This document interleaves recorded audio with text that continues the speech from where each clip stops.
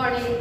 कल हम लोग क्लास 9 के केमिस्ट्री का पहला चैप्टर पढ़ रहे थे जिसका नाम था हमारे आसपास के पदार्थ, और हमने कल पदार्थ के बारे में भी चर्चा आप लोगों के समक्ष किए थे कि पदार्थ क्या है और पदार्थ की अवस्थाएं कितनी हैं। प्राचीन काल के वैज्ञानिक ने पदार्थ को 5 तत्वों में कैसे वर्गीकृत किया और वे 5 तत्व क्या क्या थे, और आधुनिक काल के वैज्ञानिक ने इस पदार्थ को 2 भागों में कैसे वर्गीकृत किया, भौतिक अवस्था और रासायनिक अवस्था। तो भौतिक अवस्था के बारे में कल हमने आप लोगों को थोड़ा सा बताया भी था, और पदार्थ की जो 3 अवस्थाएं होती है, ठोस, द्रव और गैस, उसके बारे में भी हमने कल पढ़ा था। तो आइए आज बुक में क्वेश्चन दिया हुआ है, उस क्वेश्चन को हम लोग हल करते हैं। क्वेश्चन नंबर पहला है, निम्नलिखित में से कौन पदार्थ है? निम्नलिखित में से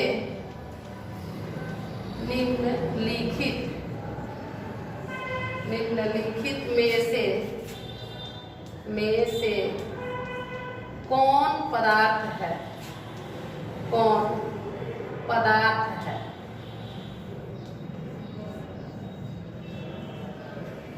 तो पदार्थ के बारे में तो हम लोग कल जाने थे कि दुनिया की वे सारी वस्तुएं जिस सामग्री से मिलकर बनी होती है उसे हम क्या कहते हैं? पदार्थ कहते हैं।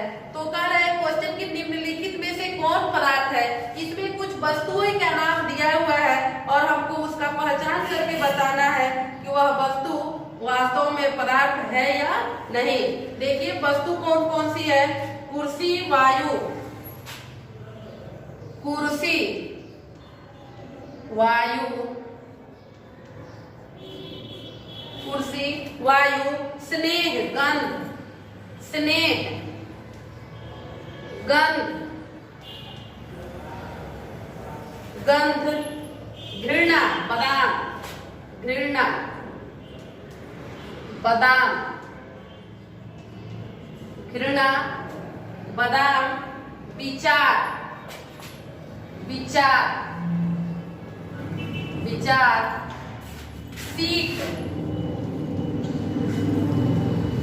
शीत, नींबू पानी, नींबू पानी, नींबू पानी, इत्र की सुगंध, नींबू पानी, इत्र की सुगंध, इत्र की सुगंध। आइए जितना चीज दिया हुआ है उसके बारे में हम लोग एक बार जानते हैं। कुर्सी, वायु, स्नेह, गंध, घृणा, बादाम, विचार, शीत, नींबू पानी, इत्र की सुगंध। इसमें हम लोगों को छांटना है कि पदार्थ कौन कौन है। तो कुर्सी भी क्या है? पदार्थ है। वायु पदार्थ है। उसके बाद बादाम और नींबू पानी, बादाम, नींबू पानी, नींबू पानी यहाँ है। शीत,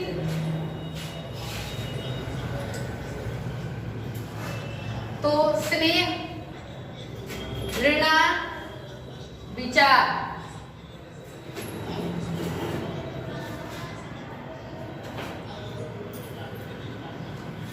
ये सब क्या है? पदार्थ नहीं है।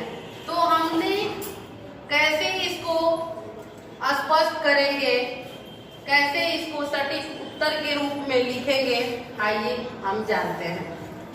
लिखेंगे कि कुर्सी, वायु, बादाम और नींबू पानी। उत्तर है इसका कुर्सी, वायु, बादाम और नींबू पानी, और नींबू पानी, नींबू पानी पदार्थ के उदाहरण हैं। पदार्थ के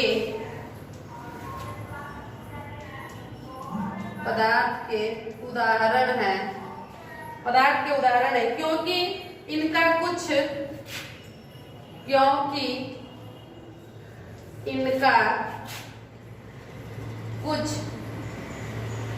द्रव्यमान। द्रव्यमान हमने कल जिक्र भी किया था कि द्रव्यमान का मतलब होता है वस्तु का भार।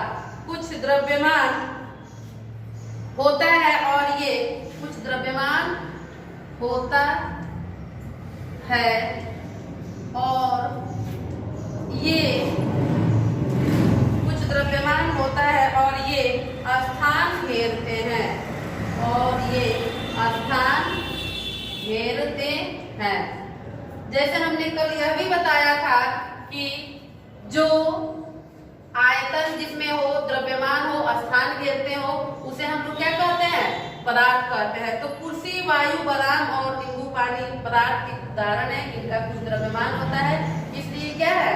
पदार्थ है। और स्नेह, इसमें कुछ नहीं है। जैसे आपसे और हम में कोई मित्रता है, स्नेह है, तो उसमें ना आयतन है, न द्रव्यमान है, ना उसमें कोई स्थान छेद रहा है, इसलिए ये क्या है? पदार्थ के उदाहरण नहीं है। आइए नेक्स्ट क्वेश्चन को हम लोग देखते हैं। Question number 2।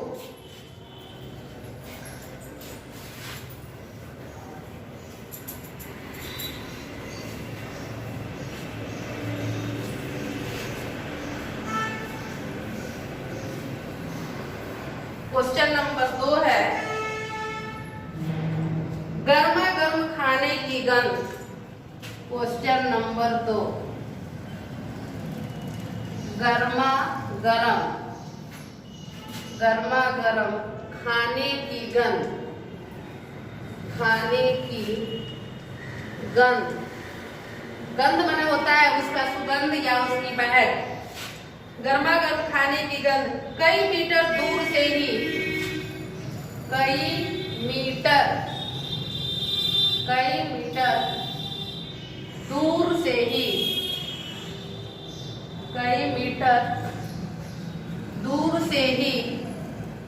कई मीटर दूर से ही हमारे पास पहुंच जाती है।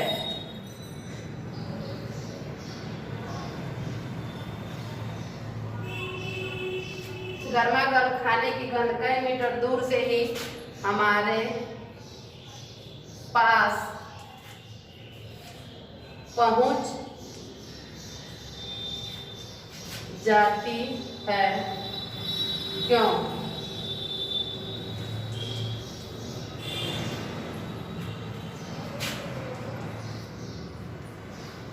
जब खाना गर्म रहता है, उसका महक या उसका सुगंध हम घर के बाहर भी रहते हैं तो हमें पता चल जाता है। आखिर किसके कारण से ऐसा होता है? और वही खाना जब ठंडा हो जाएगा तो हम जब खाना के समीप जाएंगे तब उसकी महक हमारे नाकों तक पहुंचेगी। तो गर्मा गर्म खाने की गंध, गर्मा गर्म खाने की गंध,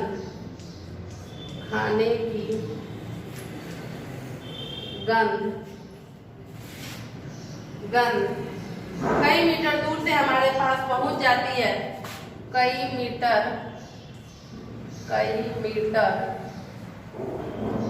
दूर से ही, कई मीटर दूर से ही हमारे पास पहुंच जाती है। हमारे पास पहुंच जाती है क्योंकि तापमान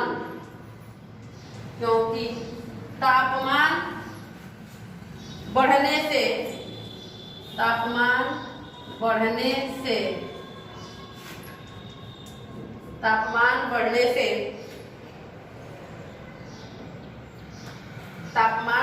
से निकलने वाली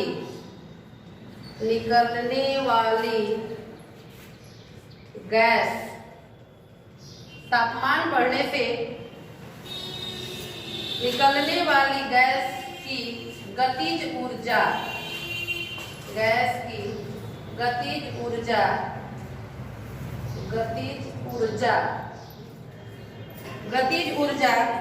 बढ़ जाती है।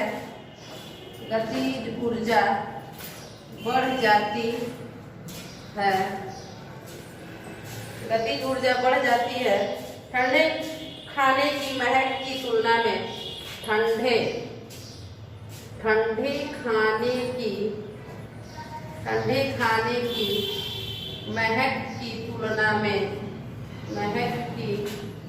ठंडे खाने की महक की तुलना में विसरण तेजी से होता है।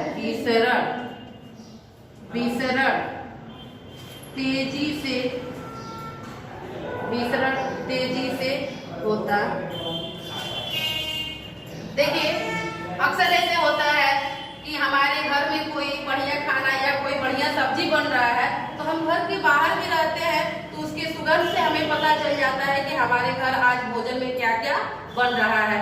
ऐसा इसलिए होता है क्योंकि तापमान बढ़ने से निकलने वाली गैस, यहाँ निकलने वाली गैस माने खाना जो बन रहा है ना, तो जब तापमान उसका बढ़ेगा तो खाने से क्या निकलता है, ऊष्मा बढ़ने से निकलने वाली गैस की गतिज ऊर्जा बढ़ जाती है और ठंडे खाने की महक की तुलना में विसरण तेजी से होता है। यहाँ विसरण देखिए, विसरण क्या है, आइए हम इसको एक बार देख लेते हैं कि दो पदार्थों का स्वतः आपस में मिल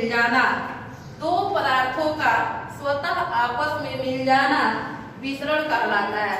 आइए हम ऊपर इसको समझा देते हैं विसरण को।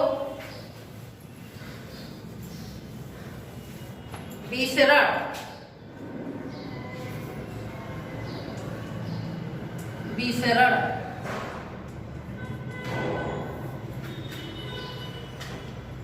दो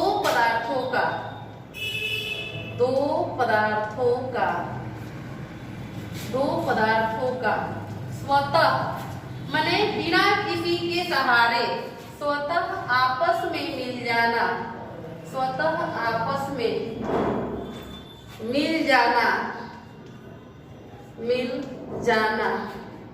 विसरण कहलाता है।